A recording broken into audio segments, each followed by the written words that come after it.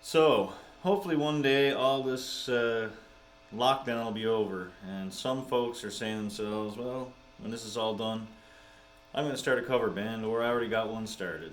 So, I'm going to have to go out and get some gigs and stuff like that, and all that great fun. And to quote the great Bon Scott, you can tell your folks it's harder than it looks, because it actually is a little bit harder than it looks.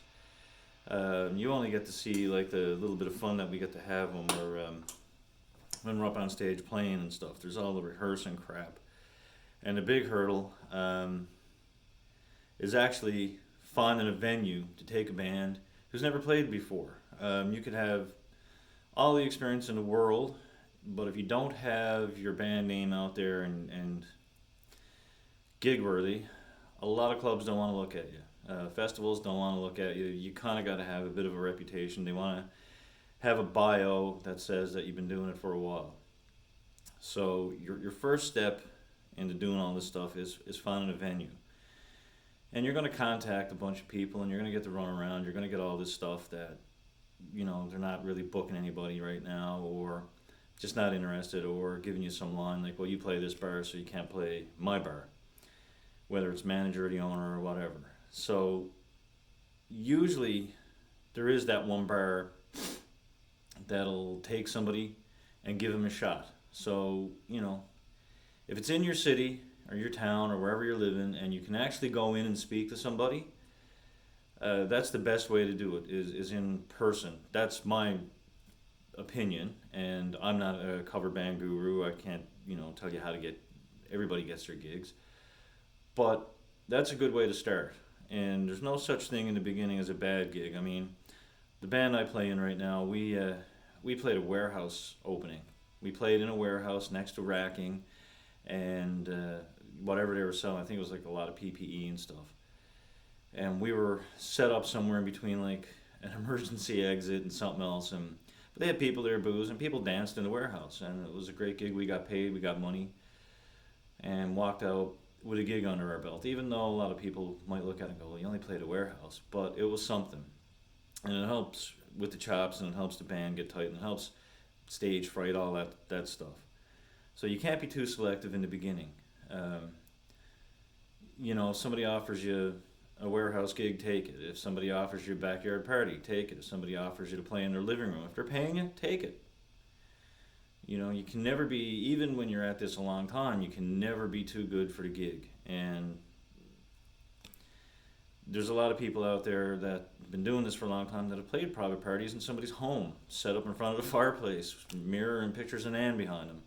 Because you can never be too good for the gig. So starting out especially, you got to take that into consideration.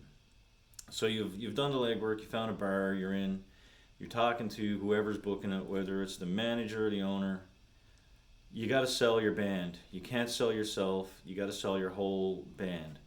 You got to let them know that everybody's got experience if you've got it. If you don't, you got to fudge it like a job application and make it look like you're, as my favorite word, competent enough to go up there and put people on the dance floor or at least entertain the mop and bucket, depending where you're playing. And you got to be entertaining, energetic, and all that stuff.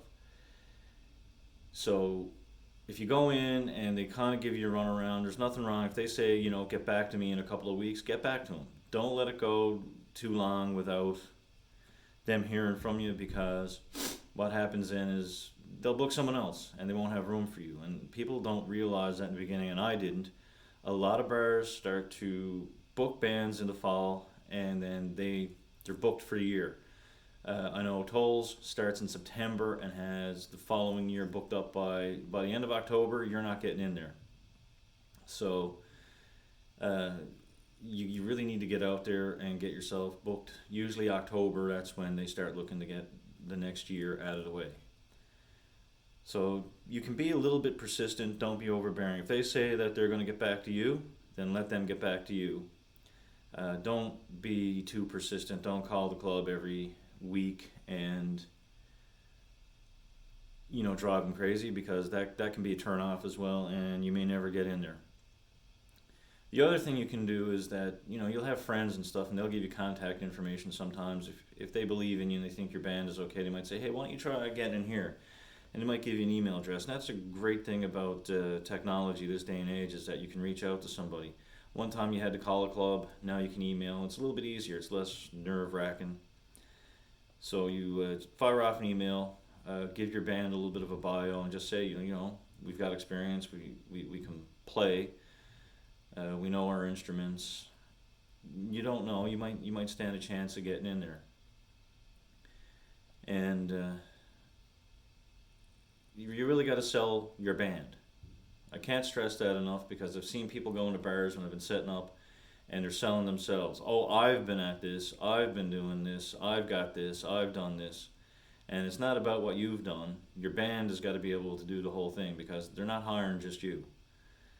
So always do that. Be courteous and friendly too. Don't go in and tell them how to run their bar. Well, if you do this, if you do that, you should hire, whatever.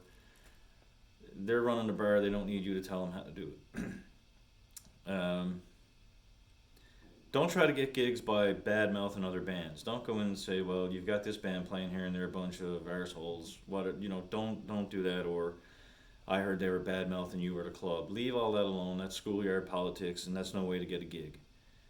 You don't want to badmouth other musicians, because it's a small, especially here in St. John's or Newfoundland for that matter, it's a small community, and shit gets around really quick, and you're either going to have enemies or you're going to cost somebody their gigs, because it spreads, So don't do that. Don't badmouth anybody. Don't go into a bar that offers you $600 a gig, and if they're a bit reluctant to bring you in because you're new or because they've never had you there before, and if they offer $600 a night, I'm using that as a figure, don't say, well, we'll do it for free, or not even free, we'll do it for $400. And especially those guys that look at you and go, well, I'm not doing it for the money anyway, because some people are. Some people make a living by playing music, and they're playing 4 nights a week, 3 nights a week, or whatever, and this is their living. So they can't afford, because the first thing that happens is, well, I got a band playing here for $400, and why am I paying you $6? That ruins it for that person. And some people, myself included, supplement income by playing, and you rely on that every year, and you've been getting this amount at this venue, and now they want you to take less money, and that's wrong. So especially out of town gigs, you don't want to be driving 4 hours to a gig that you were making $900 to $1,000 for, because somebody else is willing to do it for $600 or $700 or $800. You don't want to. You can't, because sometimes people need to get time off work if they work on weekends, if they're in retail. Sometimes if you got to travel 4 hours away and you're expected to be set up by a certain time, people have to take half a day off work if you're traveling, and you've got a day job, and it ruins it. That I can equate it to this. You got a job where you're making $25 an hour, and you've been there a long time, and you're working your job, and you're good at your job. You're very reliable, dependable, and there's never an issue. You do your job. Some guy comes in who can't do your job as well as you can, and says, hey, do you have a job that I could do? And the manager says, no, I'm pretty good right now, and you don't really have a lot of experience. And he looks at you, looks at the manager and says, well, what about that guy? What's he doing? I can do his job half as good as he can, but I'll do it for $5 an hour less. And if you do that, then he goes in, that guy loses his job, and you got somebody who's not quite as good doing his job because he's willing to do it cheaper. And that's wrong, that's undercut, and you don't want to do it. If a club says to you, this is what I pay, I don't pay any more than this, then you got to accept it. That's what they pay. If they say I only pay a band $300, it's up to the band then to say yes or no. And you know what? We've all taken gigs sometimes where it's not where we were with every other gig we're doing. It's not what we would normally play for, but sometimes you got a hole in the schedule, or it's a venue that you really want to play because it's a nice spot. If you want to play like that, then to go in and undercut people, just don't play. Just don't do it. And for the love of sweet baby Jesus, do not offer to play for free. I've seen this happen before. A guy went into a person who was doing the bookings at the venue and said, we did our audition. How did we do? He's like, no, the crowd really didn't dig ye. The staff didn't dig ye. We've given you a couple of auditions. It's not working out. We're going to go in a different route. And the guy looks at him and goes, well, what if we play for free? And to the credit of the person booking at the venue, they said, well, you know what? You just showed me or told me what you thought your band was worth. So don't do that. If you're not doing it for money, if you're doing it for pure enjoyment, then play places that you're going to make the door. Because they'll hire a lot of, if it's a place for cover bands, once and for all, like play for the door. That's the easiest way out of it. If you're playing it because you got nothing else to do and it's for your Facebook status, then call your band the Pandemics and just stay the fuck home. Because once again, you're putting other people out of business, and that's not really good business for everybody else. And I guess the last thing, you got your band, you got your gig, you got everything worked out. Set lists. Make sure you've got enough songs to play a full night. You're going to play for an average here in Newfoundland anyway. The bars expect you to play 3 hours. That's 3 1-hour sets, half-hour break in between for the most part. That varies with venue. But you don't want to play songs from the first, pulled out songs from the first, unless it's a request. That's a different thing. We've literally done Wagon Wheel 3 times in a night because we've been asked to do it. We had a guy ask us to do it as the last song one time. He gave us $50, and the bouncer's like, take it, and we did it. And that's different if it's a request, because you're trying to make everybody happy. And I know I go off on like the whole request thing and make fun of it, and did it in the first one of these that I shot. But make sure you got enough songs. You're gonna need 50 songs to round out a night, at least 50. Not 30, it's not 3 10-song sets, unless you're doing Rush covers, or you're doing prog rock, or something like that, or you're doing a full thing of like a Tool tribute band.